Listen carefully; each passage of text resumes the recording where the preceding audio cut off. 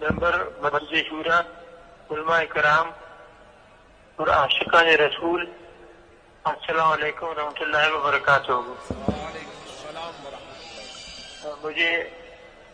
آج اس بات کی خوشی کہ میں آپ سب سے مخاطب ہوں۔ آپ سب کو علم ہے،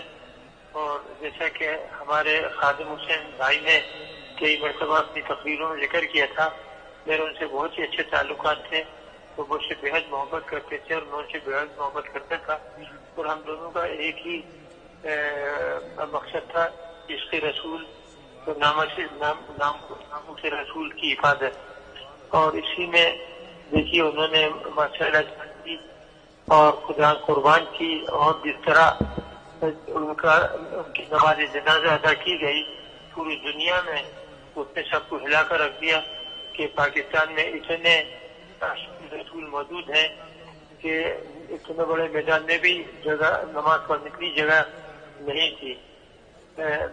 میری آپ سب سے یہی درخواست ہے کہ آپ ان کے مشن پر قائم رہیے۔ اس ملک میں بہت برا حال ہے، قادیانیوں نے یہاں بڑی گرفت کر لی ہے اور ہر طریقے سے ہر جگہ گھس گئے ہیں، اور اس ملک کا بیڑا غرق کرنے پہ تلے ہوئے ہیں، اور لوگ باہر سے لا کے لگائے جا رہے ہیں۔ اور کوشش کیجیے کہ ان سب کو اوپر نگاہ رکھیں۔ سب یہ بھی جرات ہو گئی ہے کہ یہ کلام مجید کے اندر تبدیلی کر کے اور وہ مفت بانٹتے پھرتے گھروں پہ۔ ہمیں تو تعجب ہی ہوتا ہے، بھوپال سے اگر اس قسم کی کوئی حرکت کرتا تو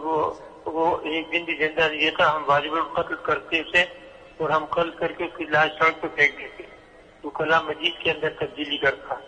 یا ناموس رسول کی کوئی بے حرمتی کرتا۔ لیکن یہاں ایسا ماحول پیدا ہو گیا ہے